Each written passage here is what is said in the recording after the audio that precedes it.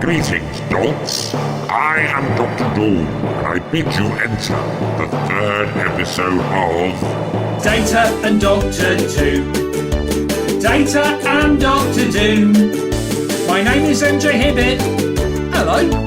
Thanks for listening to my show, which will tell you everything you'll ever need to know about Data and Doctor Doom. Data and Doctor Doom. We've dealt with how we'll do analysis. I've told you what the Marvel Age means and is, and tried to explain randomised sampling in Data and Doctor Doom. Data and Doctor Doom. This time we're gonna try and get our data clean, avoid the bias inherent in human beings, and answer the question Dr. Doom, who he, in Data and Doctor Doom.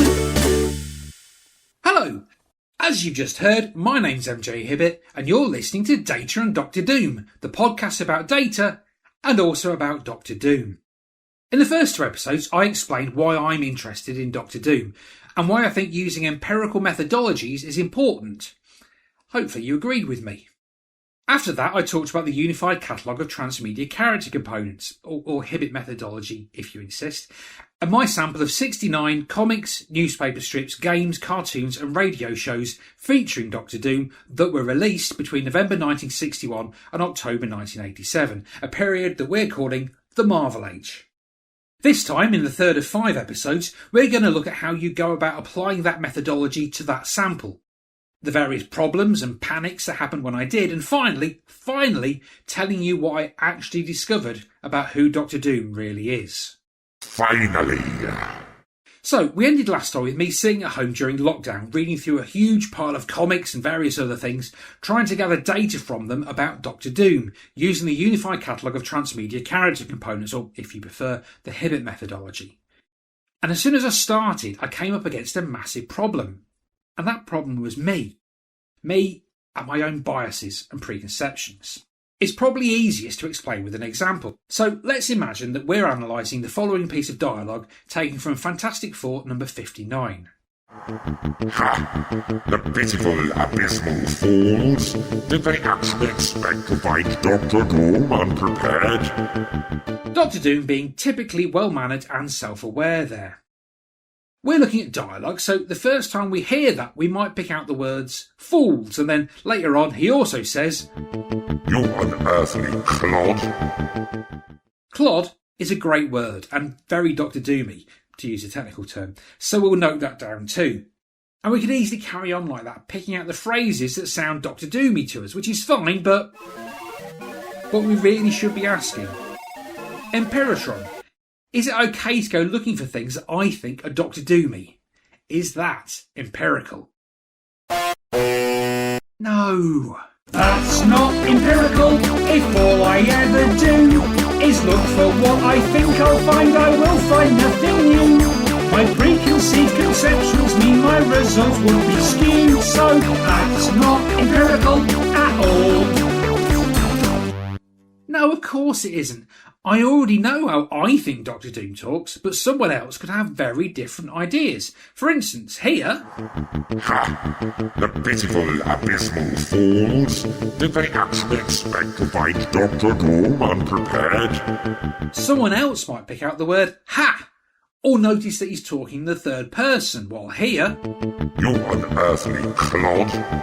That's a very formal way of talking that other Marvel characters don't tend to use. And the same principle applies for all 13 components.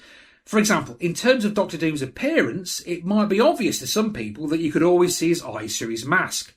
But to be honest, it never even occurred to me, so I would never have thought to look out for it, and would have completely missed something that might be important. So, in order to avoid relying solely on my own knowledge, I need to find a way to get outside of that and somehow get a wider view of what other people might be able to spot. But how can I possibly do that? How can I find out what other people think?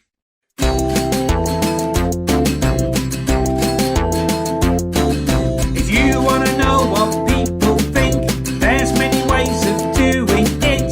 One of the best ways, I think, is asking. When I wanted to know people's views, that was the process that I used. Sent out a call on the internet.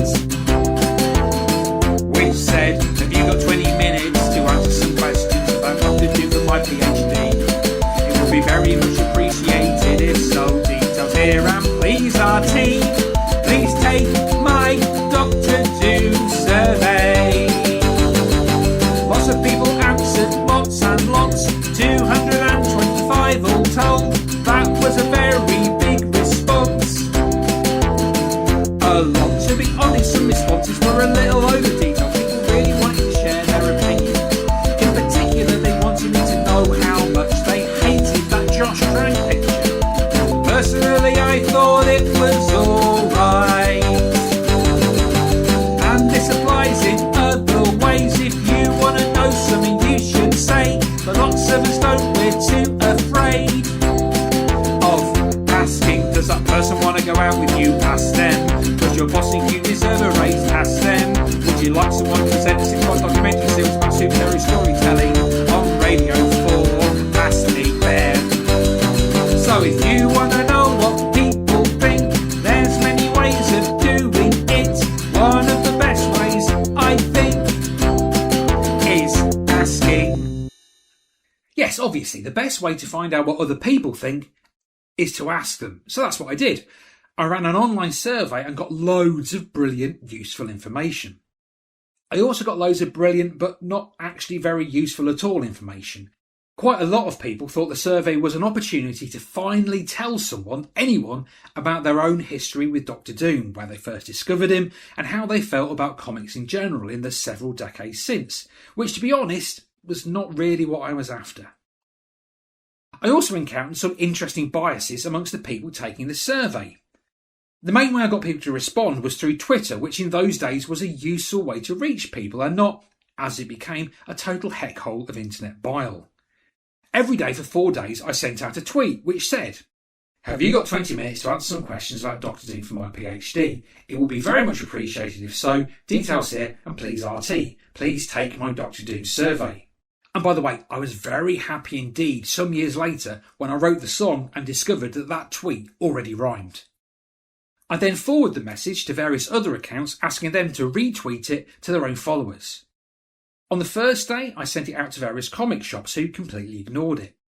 The next day, it went to comics podcasters and lots of them did retweet it. On the third day, it went to comics news sites who, like the comic shops, ignored it completely. And then on the fourth day, I had the best response of all, because on that day I sent it to comics professionals, and several of them also retweeted it for me, especially Ryan North, who at that time was writing The Unbeatable Squirrel Girl. If you've not read The Unbeatable Squirrel Girl, by the way, I would suggest you go and do so almost immediately, as it's genuinely one of the best superhero comics ever, and I say that even if he hadn't been so helpful recruiting people to the survey. The only problem was that his retweet attracted loads of Squirrel Girl fans, and so she ended up being ranked as a 16th most important other character in Doctor Doom's world, despite the fact that she wasn't even created until 4 years after the end of the Marvel Age in Marvel Superheroes number 8 in 1991. However, she did meet Doctor Doom in that story, defeating him through her command of squirrels, leading Doctor Doom to shout, "Confound these wretched rodents!" And that phrase also ended up in the top 10 things ever said by Doctor Doom, which it really isn't. On the plus side, all of these responses made me finally realise that Americans pronounce squirrel as squirrel, and so for them, Squirrel Girl is a great name that rhymes, which made an awful lot of jokes in those comics make an awful lot more sense to me. It also gave me the idea for my own British version of the character, Squirrel Cyril, but I'll save that for when Marvel inevitably come begging for details. In the meantime, the survey gave me a long list of possible aspects of Doctor Doom for each of my 13 components, and I'd use these as a sort of checklist. So, for objects for instance, I'd go through each text and say, is his time machine in this one? Is there futuristic machinery? Is there a throne? Much like Marvel Comics' equivalent of Rightmove. I wasn't limited to this list, so if other things appeared, and spoilers, they did, I could add them as well, but this was a great starting point and a great way to make me think about what I was looking for beyond my own biases. So, where we're at now is that I'm looking at a clearly defined period of time for my research. I've got a sample of text that is representative of that period, according to series and media type, rather than what I think is cool. I'm applying a methodology that's based on the works of lots of previous researchers, And as I go through the texts, I'm starting with suggestions from lots of other people rather than relying on my own preconceptions. So the question now is that empirical? Alright, let's find out. Empirical. Have we done enough now to say that what we're doing is in fact empirical? Yes! That is empirical. Let's shout it from the roof. We've got as close as we can get to getting at the truth.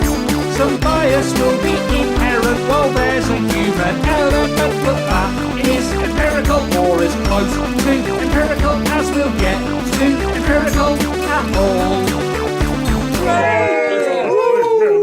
Yes! This is an empirical and reproducible way to do the analysis, or at least as empirical and reproducible as you like to get when just one person is doing it. So, with that finally sorted out, I spent the next year or so sat at home reading comics, watching cartoons, listening to audio dramas and entering data about Doctor Doom, while everybody else was learning how to make banana bread. I have no regrets. You can read about the top 10 Doctor Doom stories from the Marvel Age in Data and Doctor Doom, the zine. Available from www.dataanddoctordoom.com. And when I finally finished doing all that, I had to spend about another 6 months going through the data all over again, checking it, putting it all into a format that I could use for analysis, and generally cleaning it up. Luckily, I had lots of experience of all this from the 11 years I spent working in medical statistics at Birkbeck College.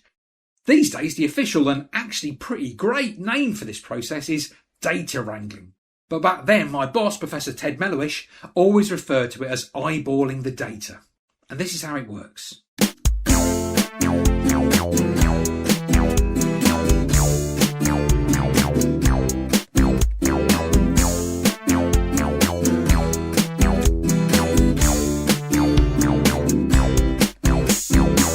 We're gonna eyeball the data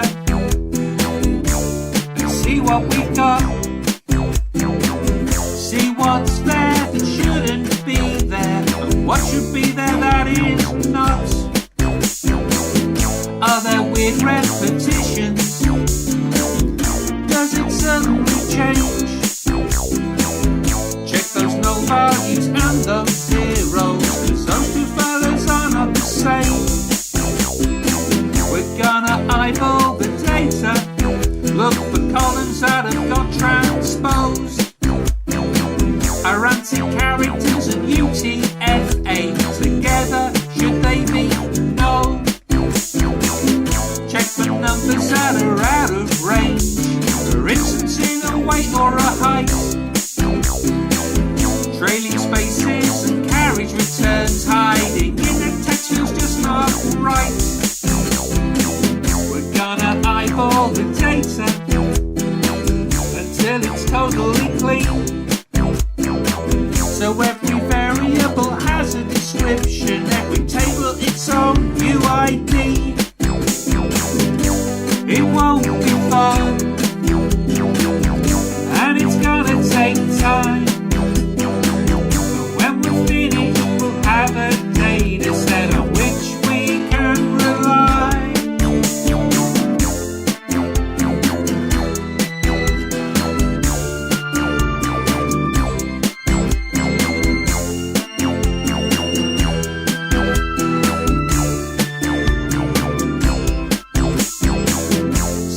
Eyeball the data, let's get it done. 'Cause when you eyeball the data, it can be shared with anyone. We're gonna eyeball the data and see what we've got. See what's there that shouldn't be there, and what should be there that is not. It won't be fun, and it's gonna take time. When we're finished, we'll have a data set on which we can rely.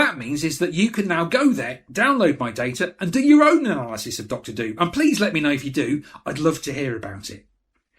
But before you rush off to do that, I thought it would at least be polite if I told you my own results. Yes, we're 3 episodes and a whole lot of songs into all this, and it's finally time for me to tell you what I actually found out.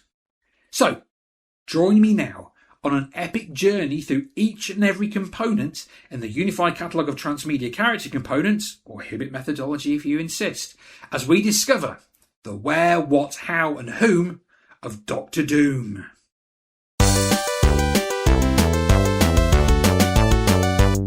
He's got a metal mask with square holes for his eyes, grilled mouth, triangular nose, green cape, hood and tunic, clasps and belt with metal armour and all of those. He's called Doom, Dr. Doom, Victor Von Doom, with titles linked to Latverian's rule. He speaks in the third person in a formal tone and uses words like bat, dolt and fool. He gesticulates dramatically to demonstrate his power, which he likes to exercise from a distance, using Kirby-tech machinery like viewing screens, weapons and his Doombot assistants. This is the where, what, how and whom of Doctor Doom. This is the where, what, how and whom of Doctor Doom. He spends a lot of time with the Fantastic Four, Latverians, Avengers and Spidey. He exists within the Marvel Universe, which he traverses widely.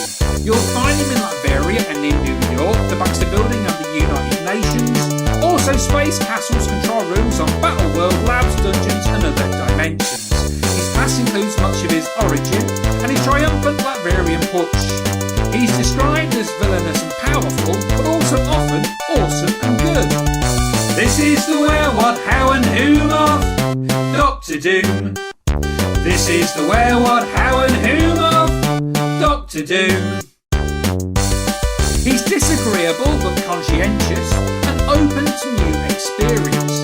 In comics he's a bit neurotic, but in other media tends towards level-headedness. He's motivated by the need to prove he is is the best, also intellectual curiosity and a hatred of the FF. He was created by Stan Lee and Jack Kirby, developed by them and other creators as well, like Jim Shooter, Joe Rosen, Marty Simbick and Joe Sinner, and he is owned by Marvel. And that is the where, what, how and whom of Doctor Doom. That is the where, what, how and whom of Doctor Doom. So there you have it. That's Doctor Doom as he exists across the entirety of the Marvel Age. But what does it mean? Does he change over this period, and if so, how? Or does he change when he crosses over into different types of media? And what does that all mean? And most importantly, is what I found out correct? I mean, we've established that it's empirical and reproducible, and we know for sure that it generates a data set, but does it actually reflect what really happened? And how would we find out? I'll tell you how we'll find out by listening to the next episode of Data and Doctor Doom. Data and Doctor Doom.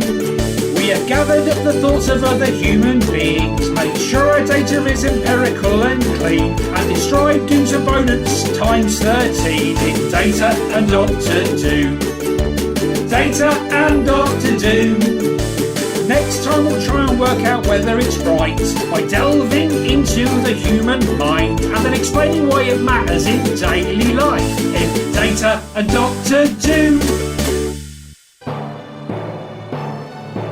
That was the end of the third episode of Data and Doctor Doom.